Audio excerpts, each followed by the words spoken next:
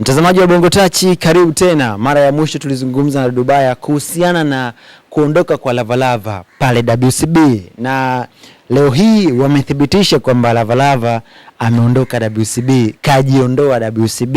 Sasa tulishazungumza mengi sana na kuna baadhi ya watu wakawa wanatoa maoni yao, na Dudubaya ni mmoja kati ya watu ambaye aliweza kuzungumzia hilo swala kuhusiana na uwepo wa Lavalava pale WCB. Kuna baadhi ya watu walisema WCB Lavalava ni kama yeye ndo kamlipa Diamond Platnumz ili awepo pale. So niko hapa na Dudubaya kuzungumzia sababu za kwa nini Lavalava kajiondoa WCB.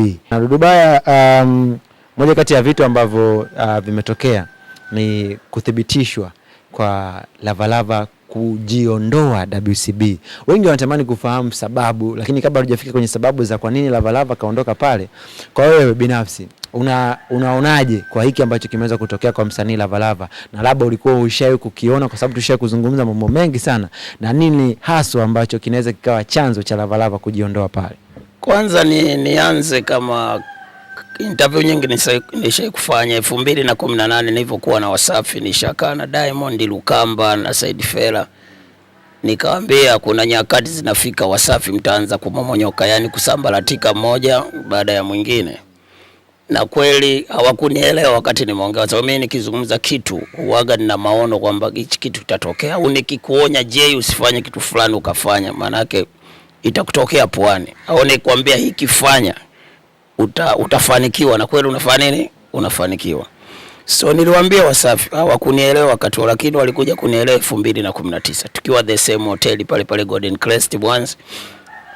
Sisi tulitangulia siku ya Ijumaa, show ni Jumamosi, Jumapili turudi Dar es Salaam, lakini walishangaa kwenye msafara Harmonize hayupo.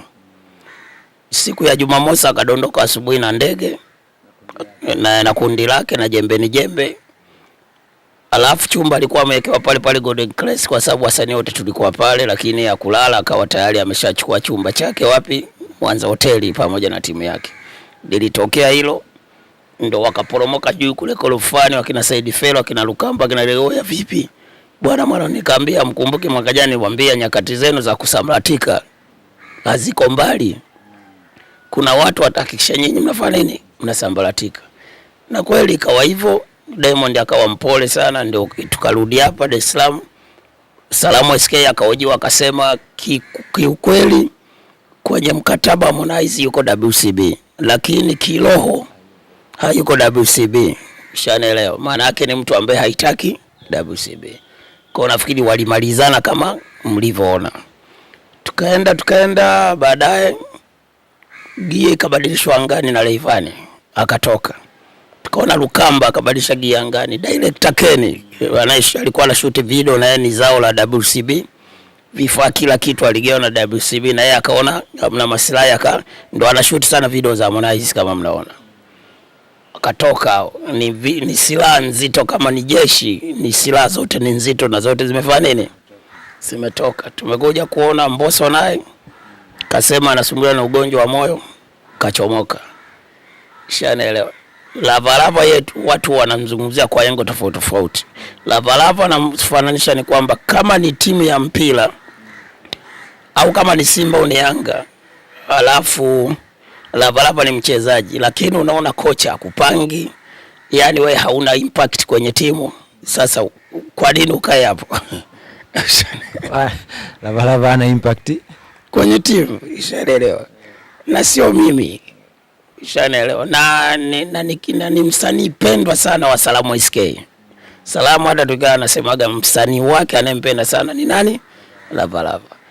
So kwa Lavalava kama vyombo vya habari, nyinyi watu wa media waga mnasema kabisa kwamba hana impact, na watu walishamuimba kwamba ana gundu, nyota yake haing'ai akiwa Wasafi tofauti na wasanii wengine. So mimi kwa ushauri wangu, na pia nikazungumza kwamba kila msanii pale wa Wasafi ana timu yake, ana manager wake. So you need humble manager wa kupush kazi zako. Lakini sasa manager wako ni Kado Momo, yeye yuko busy na mpira. Shanaelewa, na udako kwenye mpira na umbea, vitu vili tofauti. Kwa hiyo ndio kosa la kwa nini Lavalava ashine kwa pale, kwa sababu management yake kwa maana ya manager hadili na muziki zaidi ya mpira.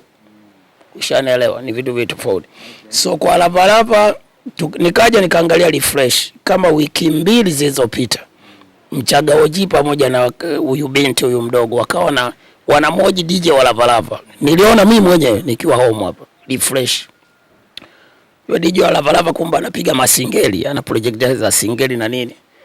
Alikuwa amealikwa pale kapiga sana baadaye akagiwa mic kama interview kama guest DJ, yani DJ mwalikwa. Ndio akaanza kupiga story kuhusu Lava. Wewe ni DJ wa Lavalava, tuoni Lavalava toka mwaka jana. Kimya hatuona na post chochote, hajawahi kupost chochote toka mwaka jana, sio mwezi wangapi. Hatuone kapost kwenye Instagram au TikTok, yani yuko kimya.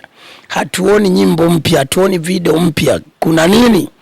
Yule DJ wake akajibu, hayo ni maswali ambayo yana majibu kwa Lavalava mwenyewe. Mimi siwezi kuzungumza, mimi I'm just a DJ. Na unawakazungumza pale refresh kwamba sasa hivi Lavalava ameweka kambi sana wapi? Mombasa. Kwa hiyo kutokuonekana Lavalava na kutokusikika kwa project yote mpya, kufanya interview fanya nini, Lavalava yuko wapi? Yuko Mombasa. Sasa mimi sijui anafanya nini Mombasa, sijui ana mipango gani. Hili ndio limeibuka la kwamba Lavalava rasmi hayuko wapi? Hayuko Wasafi. Kabla hujaendelea hapo, sawa. Baba Levo amezungumza akasema, safari njema mdogo wangu, una kipaji kikubwa na Watanzania watakuwa mashahidi kwa namna ambavyo mzee wangu yani Diamond Platnumz alikipigania kipaji chako kibadilike kuwa pesa. Akafanya kila namna ikiwepo kushirikiana na wewe kwenye nyimbo nyingi mno. Umekuwa sasa ni vema ukajitegemee ili kuwapa nafasi wadogo zako wengine. Na kitu kingine ambacho pia Baba Levo amezungumza eti Lavalava eti hajadaiwa chochote. Kwanza nimpongeze huyu Mapua. Mimi namuitaga Mapua Baba Levo kwa sababu anapua kama nguruwe. Ameandika maneno mazuri sana. Ameandika maneno mazuri yenye baraka. Sio maneno ya shtuma, sio maneno ya vita. Ni maneno yenye baraka aliyoandika Baba Levo. Kwenda kwa nani? Kwa Lavalava, nafikiri atawafurahisha pia na mashabiki wa nani? Wa Lavalava, nikiwepo mimi mwenyewe ni shabiki wa Lavalava, hasa ile ngoma yake Go Gaga. Huwa naipenda sana. Hata ile sui nini? Boss sui nini? Tajiri, huwa napenda ngoma zake hizo. Ushanielewa. So ukiachilia maneno nani hajadaiwa chochote, ni yale tunazungumza, si utamdai nini? Sawa, mimi ninavyojua Lavalava mpaka leo anaondoka Wasafi. Hii taarifa rasmi bado mdaiwa, yani Wasafi bado wanamdai. Yani mimi najua kwa video ambazo kashutiwa zote hizo milioni 10 video sio ni ngapi? Ushanielewa. Nendeni mkahesabu huko Lavalava na video ngapi kalipiwa na Wasafi, kwa kama ni milioni 10 bado mavazi, bado apartment aliyokuwa anakaa, bado kukopeshwa gari, bado nini, kila kitu. Kaondoka Wasafi kabarikiwa, lakini bado kaondoka Wasafi akiwa mdaiwa. Lakini Wasafi wameamua kufanya nini? Kumwachia tu kwamba maisha yaendelee, sije kama kwa Harmonize kipindi kile. Kwa hiyo naona Wasafi wameshajirekebisha kwamba tunavyowabana hawa jamii itatuchukia. Wameshaangalia kwa jicho la tatu. Sababu mnavyojua kabisa wasanii hao wote kwenye zilebo ni wadaiwa, yani mpaka anamaliza mkataba yani mdaiwa tu. Kwa asilimia hiyo 20 yani mdaiwa. Kwa hiyo hizi betu unamrelease tu, mtu anaondoka zake, unaangalia kipaji kingine. Na sasa hivi hata kwa Wasafi nafikiri wamejifunza kitu gani?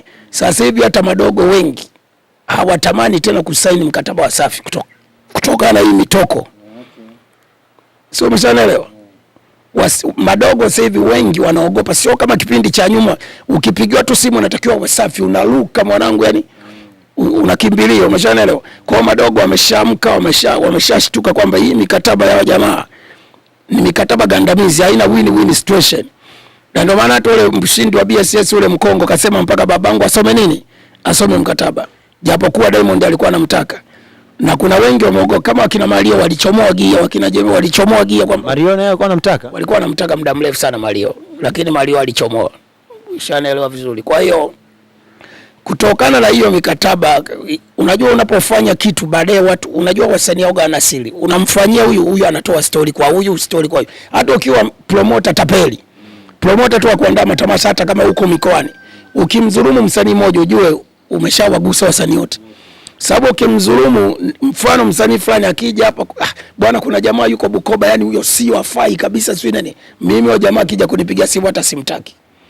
Kwa hiyo sifa ya promoter wa mwaminifu, na promoter ukiwa mwaminifu ufanikiwe, unaweza tumeelewana mimi milioni 5 na nikakwambia hiyo hela usiwe hata na wasiwasi, mimi nitaikuta.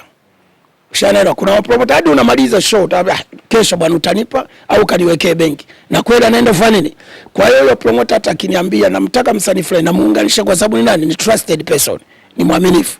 Ukiwa tapeli tu wasanii wanaambizana wote wanakukataa. Ndio maana mapromoter wengi wamekufa kwenye upromoter kwa sababu ya utapeli.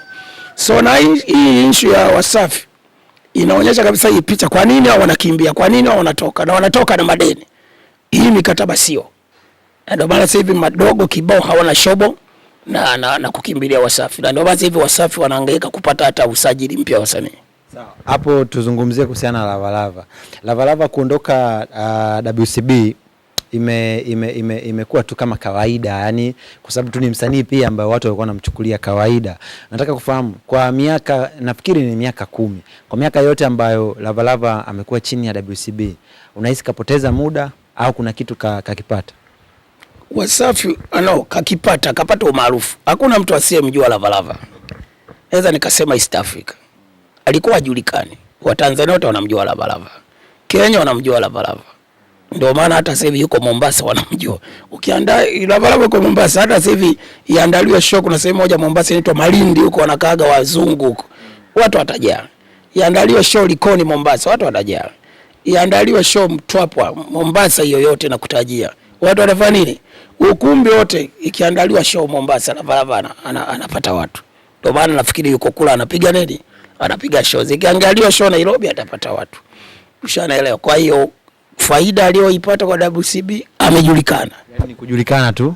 Yes, ni msanii ndio ambao unaiona ni faida kubwa kwa Lavalava. Lakini sio maslahi kiuchumi. Lakini muziki wake unajulikana na yeye ni maarufu, ni star East Africa, hii wanamjua. Ushanaelewa vizuri. Lakini Wasafi kwa show alizopiga wamepata pesa, lakini bado Lavalava ni mdaiwa. Ushanaelewa? Kwa hiyo faida aliyoipata ni kupata umaarufu, lakini muziki wake haujaenda viral kiwango kinachotakiwa kama akina Mbosso, akina Zuchu, akina Rayvanny, akina Harmonize na kadhalika. Ushanaelewa? Yeye watu wengi wanasema ana nyota ya punda. Unajua? Sasa umezungumza kitu ukasema WCB kusambaratika, ulishawaambia kitambo na ikaanza kutokea hivyo na imekuwa hivyo. Kuna tetesi ambazo zilisambaa na tushaye kuzungumza kwa Aslay kwenda WCB na zilikuwa kubwa sana, kwa sababu yeye pia alizungumzia akasema kama inawezekana labda kuna biashara na vitu kama hivyo, labda wanaweza wakafanya mazungumzo. Unahisi ili WCB irudi kwenye ile piki ambayo watu walikuwa wanatamani kuwepo pale, wanatakiwa sasa labda kuweka dau zito kumchukua msanii kama Aslay ambaye yupo kwenye demand kubwa na mashabiki wengi wanatamani kumuona Aslay akifanya kama alivyokuwa anafanya zamani? Na ni kweli watu wengi sana katika wa madogo, watu wengi wanatamani kumuona Aslay, na sio tu mashabiki, sio wapenzi wa Bongo Flava, hata sisi wasanii tunaumia kumuona Aslay yuko pale. Sababu najua Aslay kazulumiwa sana akiwa ya Moto Bendi, kufanyishwa kampeni nchi nzima, afu unakuja unaambulia milioni 2 unazungushwa kwenye kampeni, which is bad. Dogo kulalamika, watu wakaanza kumzima kimuziki, which is bad. Hizo ni roho za kishetani. Tufikie hatua Tanzania tupendane. Wewe ni promoter, angalia huyu dogo anahitaji maisha. Sisi wasanii wa Tanzania 99.9% tumetoka poor family, familia maskini. Mimi ninavyopata hela ya show, mamangu ananisikilizia hapo Kisesa Mwanza, Maria ananisikilizia, Wila ananisikilizia. Wasanii wote Tanzania tumetoka familia maskini. Ni wachache sana wametoka tu hizi familia tena hizi za kawaida ambazo mtoto unaweza kumpeleka international school. Hata mimi watoto wangu wameenda international school. Kwa hiyo sio mtoto wako kusoma international school ndio tajiri. Kwa hiyo ni maisha tu ya kati hapa. Lakini hakuna msanii tuweza tukasema hapa Tanzania katoka familia kitajiri kama alivyo akina Prezo, kama akina Davido. Sasa unapomgandamiza msanii kwenye milioni, mimi unampa milioni 2, wewe ni shetani kabisa. alafu hizo pesa haziwezi kusaidia kitu chochote, na ndio maana mnaumwa miaka na miaka, mnazunguka South Africa mahospitali makubwa, mnaenda India, si mnaenda Ujerumani, mnaenda wapi, hamponi, mnajinyea kitandani kila siku sababu ya pesa ya dhuluma. Mbona hiyo pesa ikusaidie kupona? Mwisho wa siku unarudi Tanzania, unakuja unakufa hapa, tunakuzika kwa aibu. Kuwa na kiasi, kuwa na roho nzuri. Pesa sio kila kitu. Angalia na mwenzako anaishi furaha, anataka furaha, anataka upendo. Shanaelewa vizuri. Kwa hiyo kifo cha Aslay kwenye muziki sio kwamba hana kipaji, hata sasa hivi bado ni mkali. Na sio Aslay, kuna wengi tu madogo, kuna kina Baraka the Prince ni wakali, lakini wamegandamizwa kwa sababu wanataka maslahi.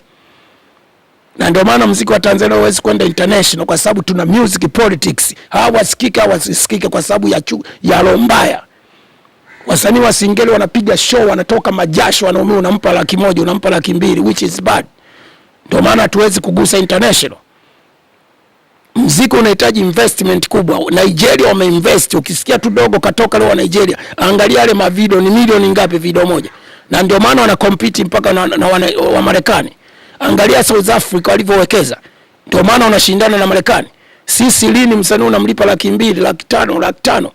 Atashoot, atacompete vipi? Investment. Na ndio maana tukija hata kwenye mpira Tanzania, wachezaji wa Tanzania, ligi ya Tanzania imekuwa sasa hivi kwenye top 5, ni namba 5 kwenye ligi ya Afrika. Ni kwa sababu ya wachezaji wa kigeni. Kina Pacome, kina Sako, wakina Ziski, wale wote kule kwao Ghana si wapi, wamelelewa kwenye vyuo, kwenye academy. Manake waliwekeza toka watoto wanasoma mpaka walipo hapo. Na ndio maana ligi imekuwa bora kwa sababu ya wachezaji wa kigeni. Lakini tungeendelea na wachezaji hapa, mchezaji shingo ilishakoma, miguu ilishakoma, ni mwaka mmoja tu chali. Hatuwezi kupeleka wachezaji wa Tanzania wakacheza Uingereza wala Spain, sababu hatujawekeza huku chini. Kila kitu kinahitaji investment. Kwenye ngumi unaona mwaka mmoja tu bondia akapotea. Kwa sababu hakuna nani gym za ngumi. Hakuna riadha hivyo. Na kwenye muziki the same. Na ndio basi tunatapatapa tu kugusa hapa na hapa. Music, kila kitu ni politics. Mimi nakuelewa. Sawa, wakati